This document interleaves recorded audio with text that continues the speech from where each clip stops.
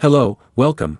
Firstly, I would like to inform you that we will not have any Zelda Tears of the Kingdom gameplay videos available at this time. Unfortunately, the game is still under embargo by Nintendo, and therefore we cannot share any content related to it.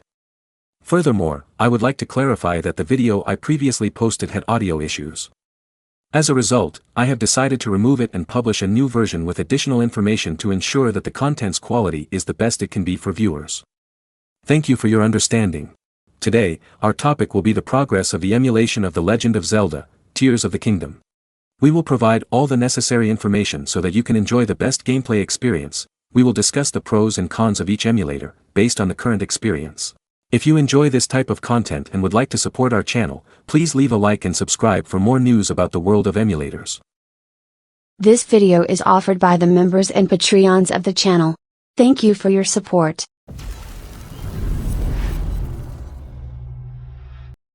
For those who don't know yet, it's now possible to play Tears of the Kingdom on Yuzu. I've heard reports from several people who have AMD GPUs saying they had a better experience than on Ryujinx, although I cannot confirm this. To run the game on Yuzu, a mod is needed to start the game. Look for the file named Yuzu Fix in the description. Yuzu currently only runs on OpenGL. If you want to use Vulkan, you will need a mod, otherwise the screen will be black. Unfortunately, even with the mod, I couldn't solve the black screen issue, and there are other problems in Yuzu that can be solved with mods, such as pixelated clouds. Additionally, shader compilation on OpenGL can cause many stutters during gameplay.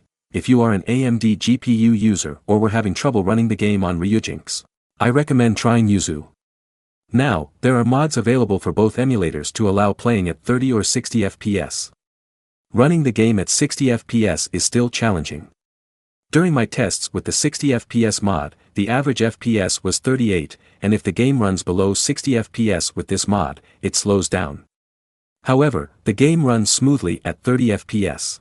It is highly recommended to use the Day 1 update of the game, which includes patch 1.1.0. This update fixes various performance issues and significantly improves gameplay. Combining it with the 30 FPS mod, you can enjoy an almost perfect experience on Ryujinx, achieving a game quality similar to what you would have on a Nintendo Switch. Therefore, do not hesitate to install the update and mod to make the most of the game. To further improve our experience with Yuzu, if you're using a low-performance PC and applying downscale and FSR, it's highly recommended to use the FSR fix. This mod fixes various graphical issues that could occur without it, ensuring smoother gameplay and better image quality. Now, I will share my experience comparing the performance of Yuzu and Ryujinx in similar areas. First, I noticed that Yuzu using OpenGL consumes almost 3.7 GB of VRAM, while Ryujinx only consumes 1.5 GB. Additionally, as expected, Yuzu consumes much more RAM, with a difference of 9.2 GB in Ryujinx to 14.7 GB in Yuzu. The dialog boxes in Yuzu render correctly, while in Ryujinx there is a slight issue with the gradient. Regarding gameplay, as I mentioned earlier, Yuzu has issues with shader compilation on OpenGL, which can affect the game's fluidity.